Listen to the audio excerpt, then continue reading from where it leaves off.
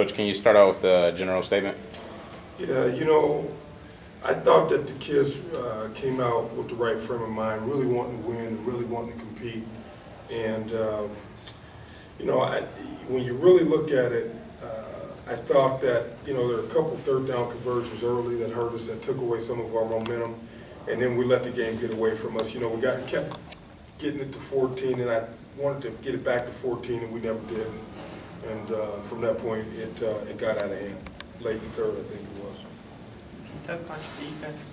Yeah, we're going to just continue to make some changes, and right now we're not. What's happening to us defensively is we're not stopping the run, and when you don't stop the run, nothing else works. We're not fitting the runs right, and so we're trying to play a little musical chairs and try different linebackers to get a guy in there that can do it right, and we're just not having success. And what's frustrating about it is there's nothing new that we're seeing in the games that we didn't practice, and we just aren't fitting the runs right. Mostly it's the backside backers just not getting over it, and so when that happens, you're not going to have success stopping the run. Is that just speed, or is it? No, I think it's understanding as well. I think that we're playing some guys who, when you really look at them and the amount of time that they've actually played college football, they don't have a whole lot of experience. When you look at the Neil Howies of the world and those type of people, they don't have a ton of experience playing football. Matt Boyd's a second-year player. He doesn't have a lot of experience playing football. We're fighting through it right now. Talk about Devontae's performance today. You know what? We wanted to rep him because we just want to develop him. I thought he didn't throw the ball as well as I've seen him throw it. I thought he was high on a lot of throws. But I think that the important thing is we got him out there playing, and he can feel the rush and, know what it feels like to have to get the ball down. And I think, with a little pressure on him, he was a little bit high on a bunch of throws.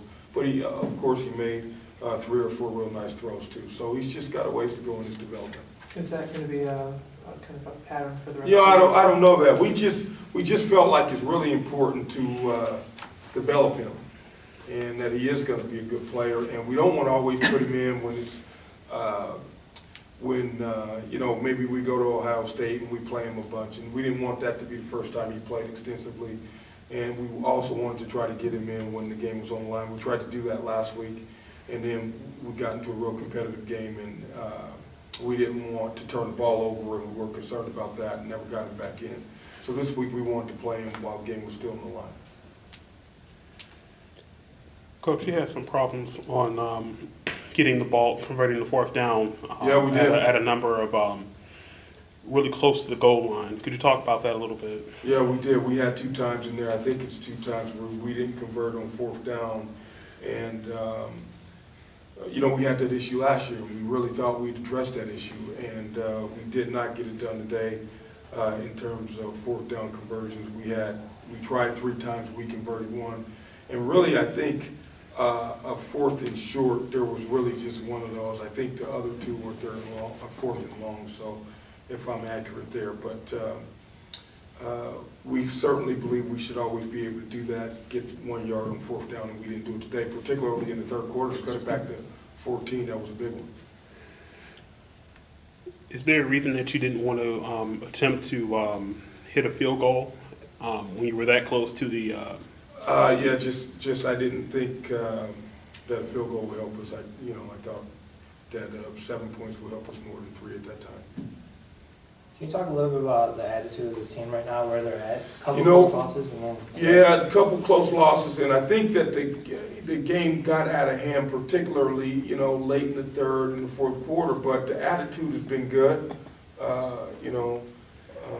so now we have to be concerned about it because we're going to go through a tough stretch here, and we have to keep developing these kids. But I'm really concerned about who's going to show up, particularly this next week, and what their attitudes are going to be. So I certainly will be addressing it and coaching it. And again, the goal is to continue to improve, and I think we've done a lot of that. Are we where we need to be or want to be, or even close to that? No.